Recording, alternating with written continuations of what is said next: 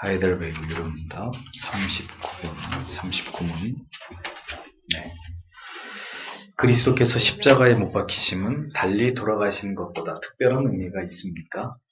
그렇습니다. 십자가에 달린 자는 하나님께 저주를 받은 자이고 그가 십자가에 달리심은 내게 이면 저주를 대신 받은 것이라고 나는 확신하게 됩니다. 네, 그렇습니다. 십자가에 달린 자는 하나님께 저주를 받은 자이고 그가 십자가에 달리심은 내게 임한 저주를 그가 대신 받은 것이라고 나는 확신하게 됩니다. 이렇게 교리가 진술을 합니다. 자, 사도신경에서 이게 어떤 부분이죠? 네, 십자가에 못 박혀 죽으시고 이 부분입니다. 십자가에 못 박혀 죽으시고. 그래서 오늘은 십자가에 못 박히심의 의미라는 제목으로 교리 설교를 이어가도록 하겠습니다. 그리스도의 고난 당하심의 정점은 바로 십자가 위에 산채로 못을 박히심에서 나타납니다. 십자가의 처형은 로마에 대항한 역도들을 향한 가장 극형에 해당되는 그런 형벌이었습니다. 그런데 예수 그리스도께서 그 십자가에 못 박히심은 다른 의미가 있죠. 왜냐하면은 예수 그리스도는 우리가 지난주에 생각해 본 것처럼 분명히 본디오 빌라도에 의해서 무죄하심이 증명되신 분입니다. 그러니 그분이 어떤 역적 패당이나 역성혁명을 꾀한 그런 혁명분자가 아니라는 것은 빌라도를 통해서 분명하게 증명이 된 사실입니다. 그럼에도 불구하고 예수께서 십자가에 달려서 돌아가셔야만 했던 이유를 교리는 설명하면서 두 번이나 어떤 단어가 나오죠? 오늘 교리에서 저주라는 단어가 나옵니다.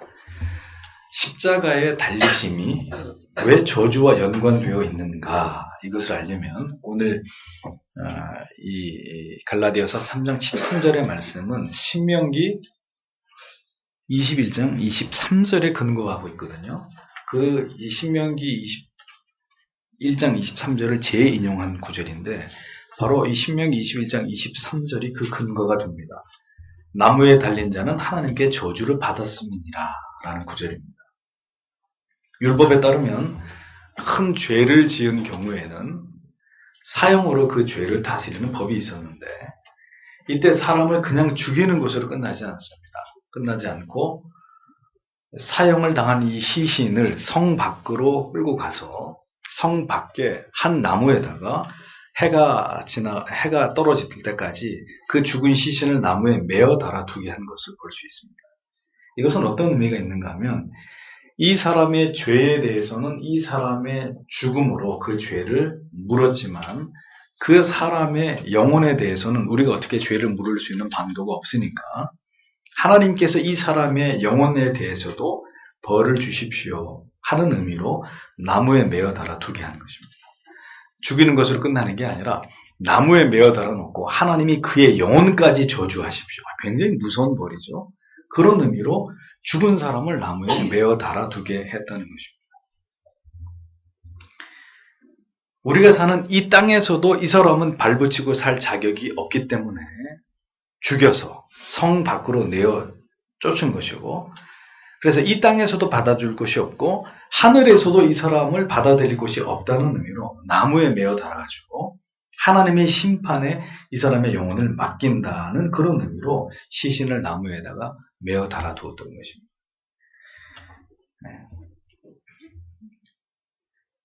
가장 저주스러운 죽음. 누가 봐도 그래서 그냥 사형당한 사람하고 사형당한 이후에 나무에 메어 달려있는 사람하고 사람들이 그 사람의 죽음을 판단할 때는 하늘과 땅 차이가 돼요.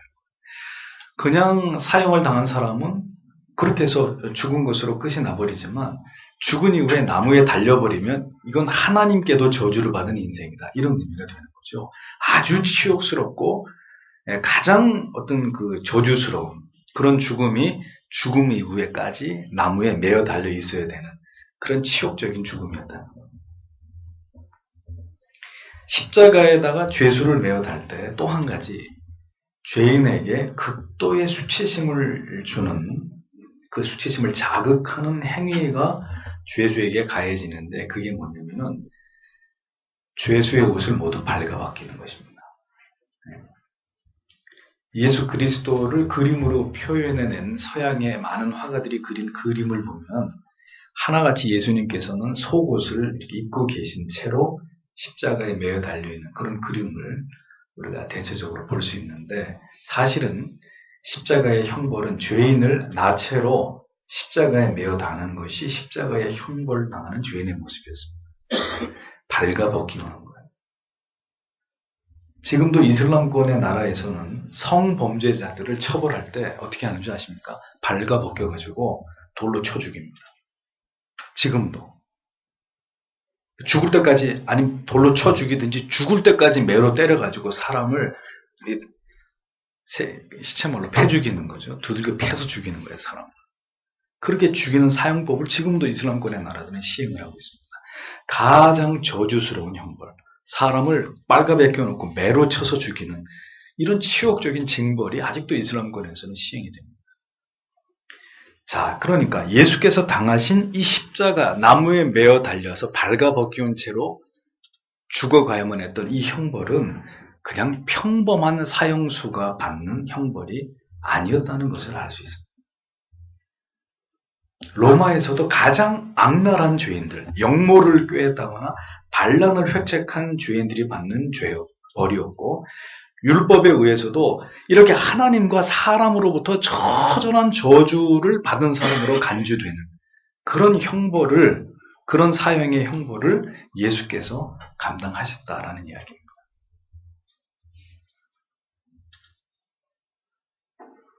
예수의 죽으심은 그러니까 로마의 법에 의해서도 그렇고 유대의 율법에 의해서도 그렇고 가장 저주스러운 죽으심이었다라는 것을 우리는 기억해야 될 필요가 있습니다.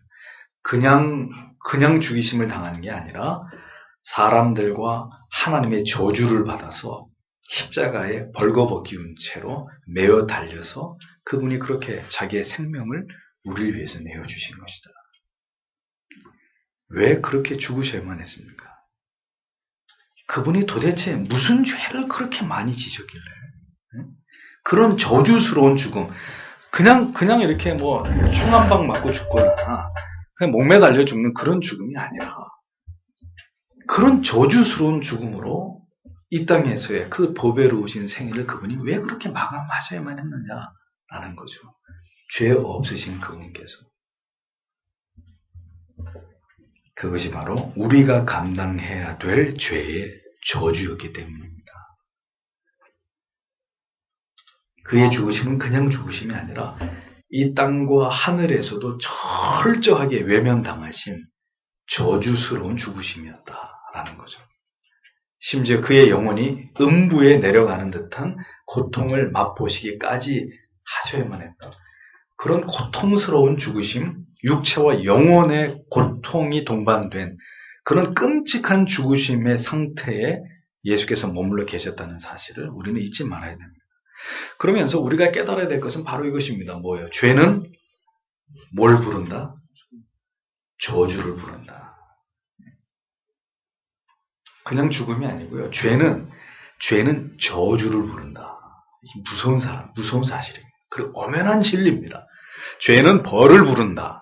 죄는 뭐 징계를 부른다. 이 정도면 가벼운 얘기고 그렇게 간단한 문제가 아닙니다. 죄는 하나님의 저주를 부른다. 저주.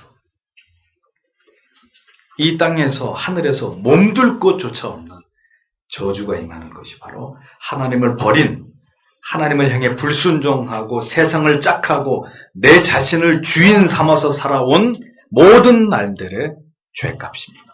하나님의 저주. 우리는 하나님의 법을 어긴 죄를 지었고 하나님의 법을 어기면 곧 하나님의 저주를 받게 된 결과를 낳게 되었다는 것이 바로 하나님의 공의입니다. 왜 사람들은 수많은 죄를 짓고 살았고 지금도 죄를 지으면서 살아가고 있으면서도 그 죄의 대가를 지불하려고 하지 않나요? 또 그 죄를 전혀 두려워하지 않나요?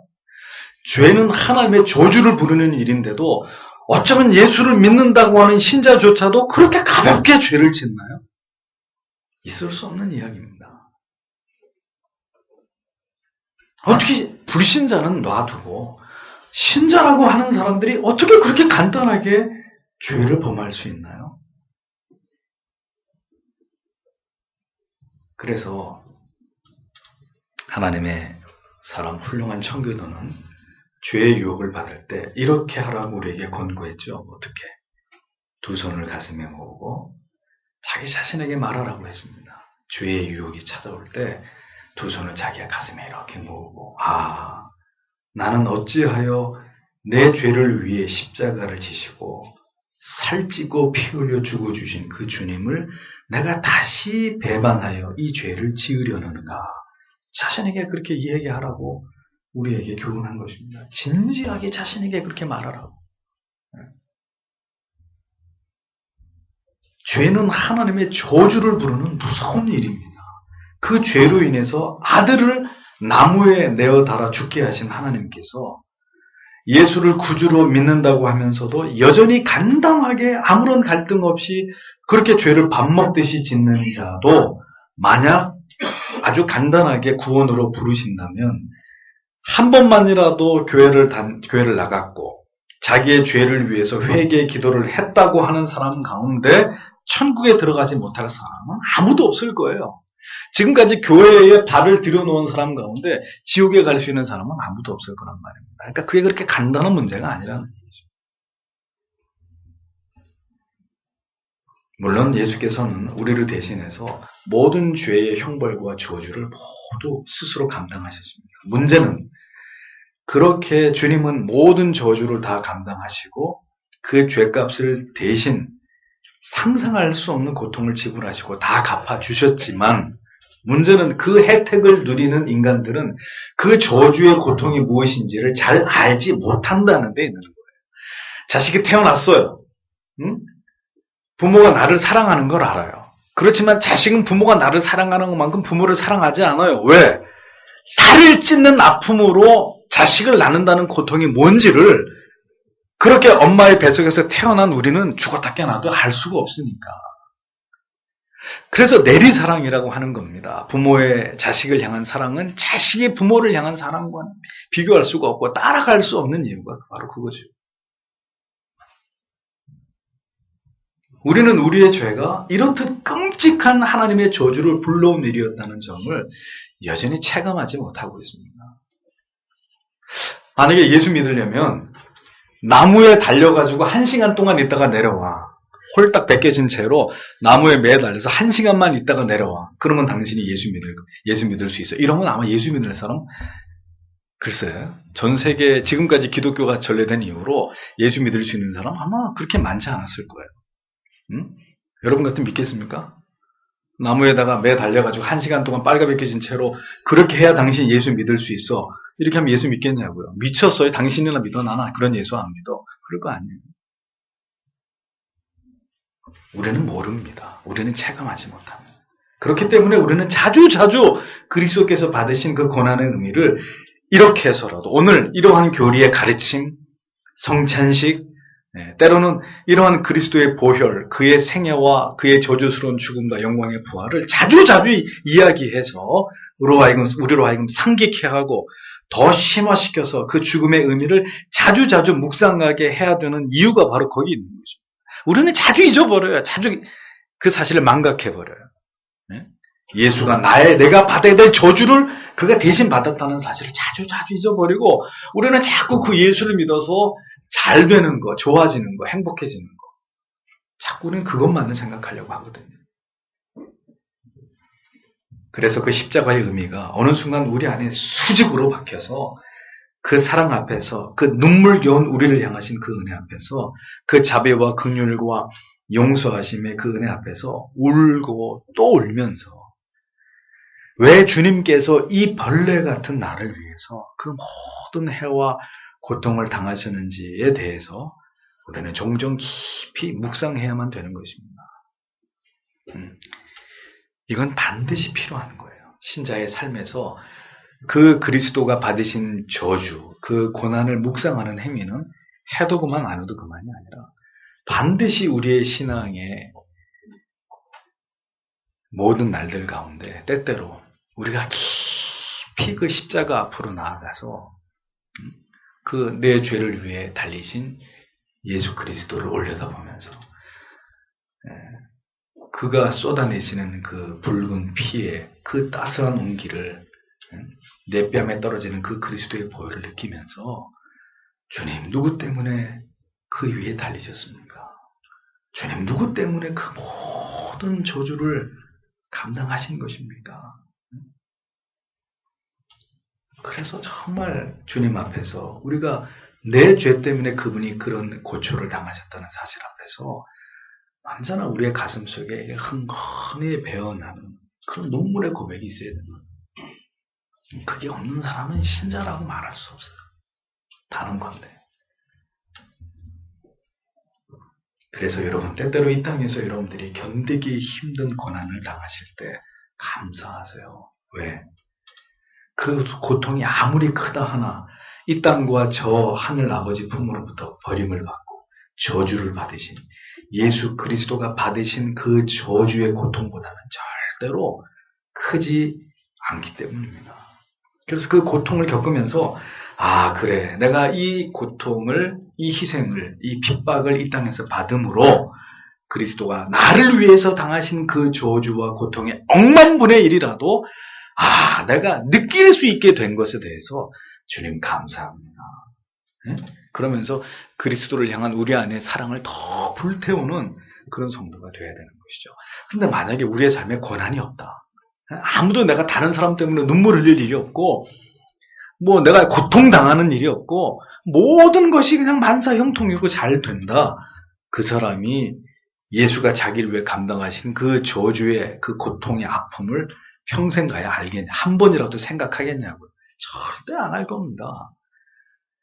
그러니 때때로 우리의 삶에 고난이 있을 때 괴로움과 두려움이 몰려올 때 이것이 주께서 나를 위해 대신 감당하신 그 고통의 억만분의 1이라도 내가 그것을 느끼는 것이라면 그 그리스도의 고난에 참여할 수 있으니 이것이 얼마나 감사한 일이냐 이렇게 생각해야 맞다는 것이죠.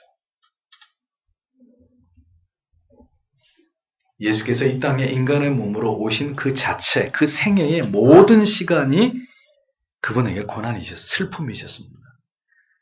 그리고 그가 그렇게 죽으심에 그 죽을 때 그분의 그 모습은 저주의 극치를 보여주는 것이다. 라는 이 교리의 진술이 우리를 슬프게도 하지만 사실 복받치는 감사와 감격이 되기도 하면 어쩔 수 없는 사실입니다. 왜 그렇습니까? 그가 그렇게 모든 생애 속에서 고난을 받으셨고 우리가 달게 받아야만 했던 그 모든 저주까지 그분이 다 받으시고 죽으심으로 영원히 우리가 받을 형벌을 대신 하셨기 때문에 우리가 하나님의 자녀가 되었으니 그가 그렇게 죽으심이 한없는 우리에게 슬픔이 되기도 하지만 그가 그 모든 저주를 단 한 번의 죽으심으로 완전히 그 저주를 다 감당하셨기 때문에 다시는 그 저주의 대가를 내가 받지 않을 수도 있게 됐다는 것에 대해서 또 우리는 무한히 감사할 수 있어야 되는 거죠. 그러니까 이 두 감정이 늘 우리 안에 이렇게 교차돼야 그 사람이 신자가 되는 거예요. 한순간에는 너무너무 슬프고 가슴이 비통할 만큼 그 나를 위하신 그분의 죽으심 앞에 슬픔이 복받치다가도 그분이 그것을 다 감당하셨으니 나는 이제 그 저주로부터 영원히 자유한 자가 됐구나. 거기에 대해서 또 잊을 수 없는 사랑이, 감사가 우리 안에 또 이렇게 흘러넘칠 수밖에 없는 게 이 성도의 심장이란 말이에요. 문제는 이것도 없고 저것도 없으니 어떻게 하면 좋습니까?